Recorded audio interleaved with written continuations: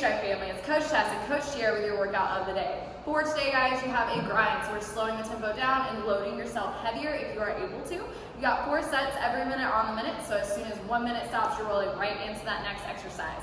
Work for 50 seconds at least of that minute, and give yourself a little time to transition, but no real long break here, okay? You have 3 circuits, 3 exercises in each circuit.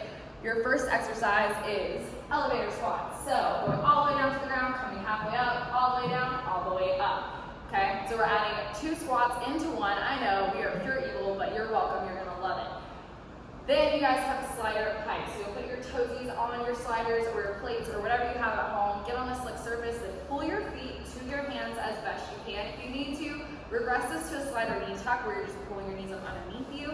Outside of that, activate your core, lift those hips, and pull those feet in.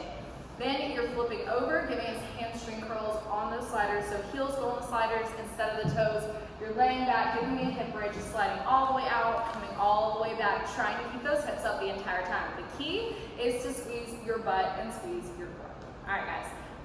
Circuit number 2, you have a half kneel band row. So she'll grab her band, she'll come back on one knee. It doesn't matter which one, core stays tight. Actually, grab both of them. Here we go. And then you will pull to your lower rib cage, chest stays tall, core stays tight. Okay, so you're staying there for a minute. Drive through your front foot and square your hips. Keep everything nice and tight so that way you aren't moving back and forth with the band. The goal is to activate your back there. Then you guys have med ball pushes or duck walks or whatever you want to call them. You're going to squat down as low as you can and you're going to roll something heavy across the floor. Trust this is harder than it looks. Make sure that chest stays tall, up, butt stays low, that we aren't working with our butts up, reaching for the ground or rounding our back. Then you guys have suspension knee tucks. So if you have a way to suspend your feet, cool. If you don't, put those plates back underneath your toes. She's going to put her feet in our suspension and she'll flip over, she'll hit her plank position, and she will drive both knees up and underneath her. Keep going. There you go. It feels weird, guys, it really does. You'll pull both knees up underneath you and then come right back out. She's keeping a strong plank, so we don't have a saggy back and we don't have a mountain butt, all right? After that, guys, you're into circuit 3. You have a deficit sumo deadlift. So her stance is going to be just outside hip distance.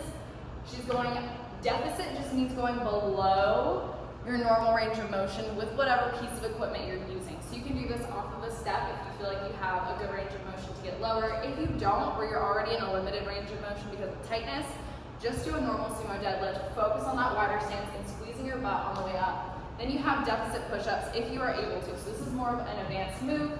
Yep, we want you to go lower than normal, coming right back up. You can elevate your heels on something, you can elevate your hands and let the chest come through. We just want a greater range of motion.